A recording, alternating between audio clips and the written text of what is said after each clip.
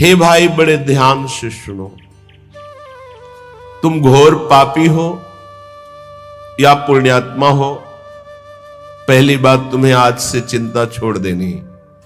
ये हम नहीं, श्रीपाद प्रबोधानंद जी महाराज कह रहे हैं, जो परम गूढ़ तत्व ब्रह्म तत्व का बोध प्राप्त किए हैं और उससे भी आगे गूढ़ तत्व प्रेम उसको प्राप्त किए हुए हैं। बड़े अद्भुत महापुरुष जो ज्ञान की चरम सीमा और प्रेम की चरम सीमा दोनों को छू रहे हैं। वो कह रहे हैं पुण्यात्मा या पापात्मा दो ही होते हैं। तुम कोई भी हो, चिंता छोड़ो। पापात्मा पुण्यवान वा, ध्यान दोगे तो निश्चिंत निर्भय निशोक हो जाओगे। ये साधना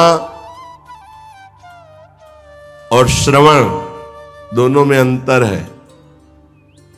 श्रवण से जो श्री कृष्ण प्रेम प्राप्त होता है वो साधना से नहीं होता।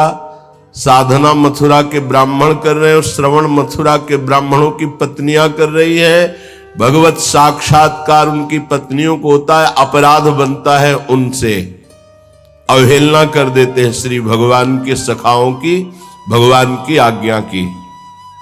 बहुत ध्यान से समझना है, ये जो श्लोक है निहाल कर देने वाला है। आप इन्हीं में से कोई होंगे। पापात्मा पुण्यवान वा, प्रशरद अपयशाह कीर्तिमान वा।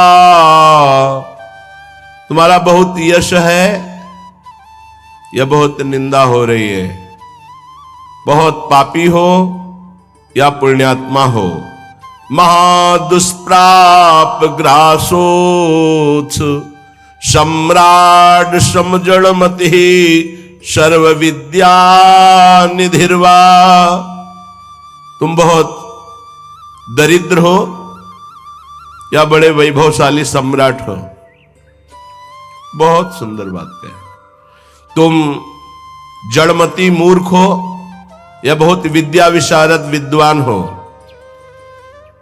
तुम कोई भी हो, चिंता छोड़ो। यह को पिस्या सखे, हे मित्र तुम कोई भी हो। नो गणे कथम पीक्षस्व वृंदावनम तच्छिंद छिंद स्वपासान गुरु निगम गिरास्वी मोहैक सिद्धान। आहा, तुम पापी हो पुण्यात्मा हो, तुम दरिद्र हो या बड़े सम्राट हो, कीर्तिमान हो या तुम्हारी निंदा हो रही है, तुम जड़मती हो या बहुत विद्वान शास्त्र विशारद हो। अब चिंता मत करो। तुम्हें यदि वृंदावन धाम आने को मिल गया है और तुम्हें शास्त्र के अनुसार चलने वाले रसिक सदगुरुदेव की शरणागति मिल गई है, तो छिंद छिंद स्वापाशान, अब तुम्हारे जितने बंधन है सब छिन्न भिन्न हो जाएंगे, नष्ट हो जाएंगे। यहां साधन शब्द का प्रयोग नहीं किया। क्यों?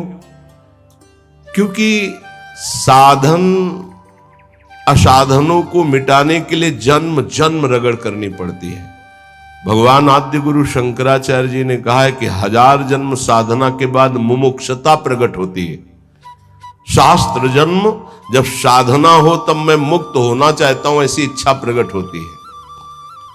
और भगवत प्रेमी महात्मा का एक क्षण का संग तात स्वर्ग अपवर्ग सुख धरी तुला एक अंग तूलनताय सकल मिल जो सुख लव सत्संग।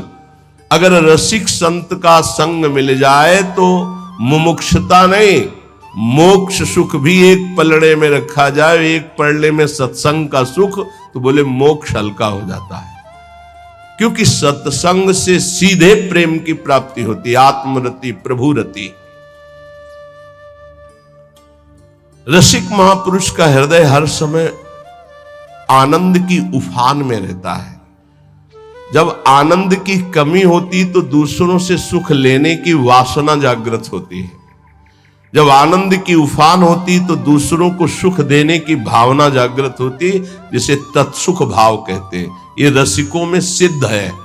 ये तत्सुख भाव सुख देवे को चाव चित, सबसो हित निष्काम, या सुधर्म हरिवंश को नाम गिरा विश्राम। जो निरंतर नाम और वाणी में रत हैं, ऐसे रसिकों के हृदय में करुणा आनंद की उफान आती रहती है। तो कोई चाहे जितना पतित हो या पुण्यात्मा हो, दरिद्र हो या महाराजा हो, विद्वान हो या मूर्ख हो, सबको परम प्रेम प्रदान करने की सामर्थ्य रसिक सदगुरुदेव के चरणों में है। तो जो अपने मोह का छेदन कराना चाहता है, वो गुरुदेव के चरणों का आश्रय लेकर उनकी आज्ञा के अनुसार चले। गुरुदेव कैसे? बोले गुरु निगम गिरास, जो शास्त्र मर्यादा से सिद्ध हुए हैं। मनमानी आचरण करने वाला, शास्त्र विरुद्ध आचरण करने वाला साधक नहीं होता, फिर सिद्ध कैसे हो सकता है? सिद्धों में कुछ दिव्यताएं होती हैं जो समझ के परे होती हैं। वो हमारी मानुषिक बुद्धि नहीं है। वो दैवी संपदा का सिद्ध महापुरुष, उसकी कुछ ऐसी चेष्टाएं हो सकती हैं जो बालवत या पागलवत दिखाई दे सकती है, लेकिन बहुत ऊंचे में है, जहां कोई कर्म छू नहीं सकता, जहां कोई विषय स्पर्श नहीं कर सकता, जहां किसी भी तरह के बंधन का कोई भी हेतु नहीं रह गया है। वो ऐसी स्थिति होती है। बोले उनके आज्ञा अनुसार अपने जीवन को चलाना, ये इसलिए शर्त गुरुदेव में भी रखी गई है। तस्मात् शास्त्रम प्रमाणम थे। कोई भी ऐसा साधक नहीं जो सिद्धावस्था की तरफ गति कर रहा हो, शास्त्र विरुद्ध आचरण करके सिद्ध हो जाए, असंभव। तो फिर गुरुदेव कैसे ऐसे हो सकते हैं? ये इसलिए शर्त रखी गई कि प्रायः हम जहां किसी की बड़ाई सुनते हैं, थोड़ी बात सुनते हैं, हम गुरु बना लेते हैं। नहीं बनाना चाहिए। गुरु बनाने के लिए बहुत रुकना चाहिए। वर्ष 2 वर्ष कम से कम सत्संग सुनो। किसी और से नहीं, अपने हृदय से जांचो, किसी और से नहीं। क्योंकि और की मति किस कोटि की है, वो आपकी बुद्धि को भ्रष्ट भी कर सकती है, आपकी बुद्धि को फंसा भी सकती है। कैसे? उसने अपने गुरु को प्रभु माना है और वो कहेगा मेरे गुरु से बढ़कर कोई नहीं, और ऐसा है, उसका कल्याण हो जाएगा उस भाव से। लेकिन आप बौद्धिक स्तर के तर्क भी करने वाले हैं, तो आप अपनी बुद्धि से गुरु को पहचानिए। कोई कह रहा है कि ये पाखंड है, ये उसकी बुद्धि का है, आप अपनी बुद्धि से निर्णय कीजिए। किसी की श्रद्धा और किसी की अश्रद्धा से अपने हृदय में कोई फर्क नहीं पड़ना चाहिए। स्वयं निर्णय करना चाहिए भगवान को साक्षी करके कि हे प्रभु सच्चिदानंद, आप मेरे हृदय को जानते हैं और सामने बैठे हुए हृदय को जानते हैं। तो नाथ, मेरे सदगुरुदेव के रूप में आप कहाँ हैं, कौन हैं, मुझे परिचय दीजिए। तो प्रभु आपका संबंध करा देंगे। अभी एकांतिक में एक भक्त ने प्रश्न किया, बोले आपके प्रवचन सुनते हैं तो एकदम विरुद्ध गुरुजी के वचन लगते हैं, गुरुजी के वचन जब सुनते हैं तो आपके विरुद्ध लगते हैं। तो हम कहा निर्णय करो आप कि किसके वचन सत्य हैं। तो बोले जब इधर का सत्संग हम सुनते हैं तो लगता है नहीं, जीवन का लक्ष्य भगवत प्राप्ति, तो गुरु पे अश्रद्धा होती है, मुझे क्या करना चाहिए। साधक फंस जाता है। उसको लगता है, वो खुद बोला, मुझको लगता है यदि मैं शास्त्र विरुद्ध चलता हूं तो जीवन बर्बाद होता है गुरु की बात मान के, और यदि आपकी बात मानता हूं तो गुरु का अपराध लगता है, क्या करूं। नहीं, डरने की जरूरत नहीं। गुरु बलि तजेऊ कंत ब्रज बनितन, भे मुद मंगलकारी। गोस्वामी तुलसीदास जी बड़े सिद्ध महापुरुष हैं। भे मुद मंगल का, वो स्वयं मंगल नहीं, दूसरों का मंगल करने वाले बन गए। भगवत प्राप्ति नहीं तो जीवन का लक्ष्य क्या है? क्या लक्ष्य है? केवल विविध प्रकार के भोग विलासिता पूर्ण इस संसार को सत्य मानकर भोगना, नहीं नहीं नहीं, बिल्कुल भुलावा, बिल्कुल भुलावा। हमें भूल भुलैया में नहीं फंसना। कभी कभी माया के पार्षद भगवान के पार्षद का रूप रख करके आते हैं, हमें ठग करके भूल भुलैया में लगा देते हैं। नहीं, सदगुरु भगवान श्री कृष्णचंद्र जो हैं, हम उनसे प्रार्थना करें कि यदि प्रगट में गुरुदेव की जरूरत है तो आप मुझे बताओ कहां प्रकाशित हो, या तो उनसे मुझे मिला दो या उनको मेरे पास भेज दो। यदि जरूरत है तो आप ये व्यवस्था करो, मैं तो आपको गुरु मानता हूं, बस निहाल हो जाओगे। हमारी बात मान लो। श्रीपाद कह रहे हैं, रसिक सदगुरुदेव के चरणों का आश्रय लेकर स्वयं मोहिक सिद्धांत, अपने मोह का नाश कर दो, देह की प्रियता, देह के रिश्ते नातों का, तो सिद्धांत तुम्हारे अंदर सिद्धावस्था आ जाएगी। सिद्धावस्था प्रिया प्रीतम के प्रेम रस में डूबना। ये तो बताया शरणागति का श्लोक। आप पापात्मा हो, पुण्यात्मा हो, दरिद्र हो, राजा हो, विद्वान हो, मूर्ख हो, कोई भी हो, निश्चित तुम्हें भगवत प्राप्ति हो जाएगी यदि वृंदावन में विराजमान रसिक सिद्ध संत का आश्रय ले लो, गुरुदेव का। पर गुरुदेव का आश्रय कैसे ले लो? बोले स्वी मोहिक सिद्धांत। मोह आश्रय में बाधा पहुंचा देता है। शरीर का मोह, परिवार का मोह, नाना प्रकार के भोगों का मोह। मोह गए बिनु राम प्रद होई न दृढ़ अनुराग। तो मोह अगर है तो गुरुदेव के चरणों में निष्ठा पूर्वक आप टिक नहीं पाएंगे, वो आपको हटा देगा। और अगर गुरुदेव की निष्ठा में टिक गए तो मोह का नाश हो जाएगा। मोह मूल बहुशूल पद, त्यागो तम अभिमान। जब तक मोह है तो संसार चक्र बना हुआ है। मोह का नाश हुआ, संसार चक्र नष्ट हुआ। अब वृंदावन की रहनी बता रहे। पहले श्लोक में शरणागति बताई, अब कह रहे कंथा कौपीन वासस तरुतल पतितै क्लिप्त वृत्ति फलाद्यै कुर्वन्नो व्यर्थ वार्ताम कथमपि न वृथा चेष्टया कालयापि त्यक्त्वा सर्वाभिमानम प्रतिग्रह मटनम तुच्छ भैक्षाय कुर्वन् वृंदारण्ये निवत्स्याम्य समनुसरन् राधिकैकात्मलोकान्। कौपीनवंता खलु भाग्यवंता। बड़ा भाग्यशाली होता है जो लंगोटी वाला होता है, कोई खिलवाड़ नहीं। आद्य गुरु भगवान शंकराचार्य जी का ये कौपीन का स्तोत्र है, कौपीनवंता खलु भाग्यवंता। नरसिंह मेहता का काछ वाछ मन निश्चल राखे धनि धन जननी तेरी रे। लंगोटी का पक्का, जबान का पक्का और मन का पक्का। तो बोले भड़ नरसैया दर्शन पावा। हमारे बड़े भाग्य जो मैं ऐसे संत के दर्शन पाऊं जो लंगोटी का पक्का, जबान का पक्का और मन का पक्का। कंथा कौपीनवासास कौपीनवंता खलु भाग्यवंता। लंगोटी का तात्पर्य होता है जितेंद्रिय। आजीवन भगवत आराधन में अपने जीवन को समर्पित करके एकमात्र परमानंदमय सुख का भोक्ता, किंचन मात्र कहीं कि किसी इंद्रिय का भोक्ता नहीं। वासास परिग्रह रहित वस्त्र। साधु का जो वस्त्र है वो परिग्रह रहित होना चाहिए। परिग्रह जिस पर किसी का अधिकार नहीं।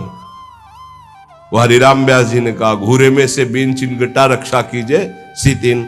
चलो वैसा नहीं तो जो गुरु प्रदत्त वस्त्र हैं या जो स्वाभाविक सहज में जैसे बन जाए। याचना की वस्त्र के लिए कहीं आज्ञा नहीं है। केवल याचना भिक्षा के लिए है, अन्य याचना नहीं है। तो ठीक है, नहीं है तो कोई बात नहीं। जब हमने अपने जीवन को प्रभु के चरणों में सौंप दिया तो अब हमको इस शरीर की इज्जत की परवाह नहीं। शरीर का कोई, ये तो प्रभु को समर्पित वस्तु है, वो जैसे रखे। जैसे प्रभु हमें रखे। हमारी याचना नहीं होनी चाहिए।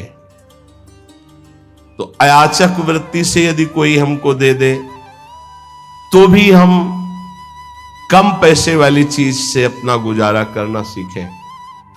शरीर स्वस्थ हो, साधन पथ में हम चल रहे हैं, तो कोशिश करें कि कम पैसे वाला कपड़ा हमारा हो, कम पैसे से हमारा पेट भर जाए, कम पैसा हमारी दिनचर्या में लगे।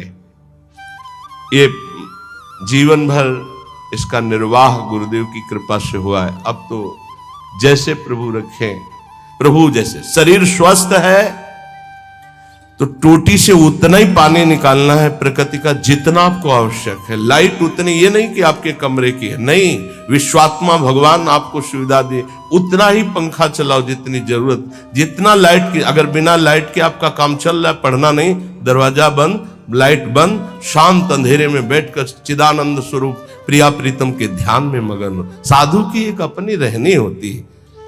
ये बाहर घूम रहे हैं, पंखा चल रहा है, कूलर चल रहा है, वो सब तुम्हारे भजन कट रहे हैं। तुम क्या समझते हो फ्री चल रहा है? प्रकृति कोई तो पैसा देगा ना, तो प्रकृति से उतना ही प्रतिग्रह लिया जाए जितने की अत्यंत आवश्यकता हो, चाहे गृहस्थ हो चाहे विरक्त। वो तुम्हारी संपत्ति नहीं, विश्वात्मा भगवान की है, तुम्हें सेवा के लिए दिए। अगर तुम बिजली उतनी खर्चा करोगे तो वो दूसरे की सेवा में आगे आ जाएगी। प्रकृति बहुत बड़ी है, परमात्मा की ये संसार की जो सृष्टि है सबकी सेवा में पहुंचने के लिए वस्तुएं, हम उतना ही प्रयोग करें जितनी हमें आवश्यकता है। ये हमें उन्नति अध्यात्म की प्रदान करेगी। तो वास, वस्तु, वस्त्र उतना ही प्रतिग्रह शून्य होकर प्रयोग करे जितनी अत्यंत आवश्यकता है। और विरक्त के लिए घर परिवार से मनी ऑर्डर आकर के खर्चा होना, इससे अच्छा घर लौट जाए और वहां जाके मेहनत करे और फिर अपना जीवन यापन करे। अगर विरक्त है तो एकमात्र आश्रय गुरुदेव का, श्री भगवान का, बस जैसे भरण पोषण करें, जैसे बहुत अच्छे से करते हैं। अगर भोजन नहीं मिलता है तो आनंद इतना दे देते हैं कि भूख का कष्ट नहीं रहता है। सच्ची मानिएगा, ये केवल प्रवचन की बात नहीं है, ये छाती की बात है। कई कई दिन जब भोजन नहीं मिला तो इतना आनंद पवा देते थे कि भोजन की भूख मिट जाती थी। नहीं खान पान ते भावे है, नहीं कोमल वसन सुहावे है, ये प्रतिग्रह शून्यता। कंथा कौपी नवासस, नहीं खान पान ते भावे है, नहीं कोमल वसन सुहावे है, सब विषय लगे ते खारा है, हरि आशिक का मग न्यारा है। तरुतल पतितैः क्लिप्त वृत्ति फलाद्यैः। अब वृक्ष के नीचे रहने का समय नहीं रह गया, क्योंकि वृक्ष ही नहीं रह रहे। जिसको देखो वृंदावन वास के लिए आएगा तो सबसे पहले लता का हनन करने की सोचेगा।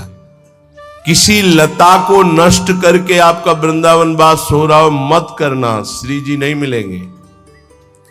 लता श्री जी की नित्य सहचरी है हमारे ब्रज की, और उसको काट करके, उसको हटाकर फ्लेट बना के, और उसमें अब बड़ी चतुराई की जाती है, बड़ी चतुराई की जाती है।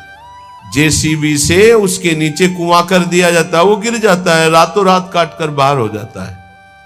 तो क्या विश्वात्मा भगवान नहीं देख रहा है? रातों रात नष्ट हो जाओगे तुम, रातों रात नष्ट हो जाओगे। समय आने दो, लिख लो। ये ब्रज की लताएं, आप कोई भी हो, कोई भी हो, चाहे आप भूमि बेचने वाले हो, चाहे आप ब्रजवासी हो, चाहे आप बाबा जी हो, चाहे आप गृहस्थ हो, कोटि ब्राह्मणों की हत्या का पाप लगता है एक लता के छेदन से। हरिराम व्यास जी ने कहा है ये ब्रज की लताएं हैं, ये अज्ञान के कारण जानते नहीं, ब्रज की लताओं का नाश कर देते हैं। नहीं, ये लताएं बड़े बड़े परमहंस भजनानंदी ब्रह्म ऋषि की हत्या करने का जितना बड़ा दंड मिलेगा, उससे कई गुना बढ़कर दंड मिलेगा। वृंदावन की लता सम कोटि कल्प तरुणाएं, रज की तुल वैकुंठ नहीं और लोक की माएं। एक बार वृंदावन की लता से रो के देखो क्या प्रदान करती है। एक बार वृंदावन की लता को राधा नाम सुना के देखो, कितनी करुणा बरसाती है। ऐसी लताएं जिनकी प्रिया प्रीतम के द्वारा दुलार वृत्ति होती है। राधा करावचित पल्लव वल्लरी के, स्वामिनी जी की कृपा दृष्टि से सींचे गए, स्वामिनी जी के कर कमल से दुलराए गए ये वृंदावन की लताएं हैं। वृक्ष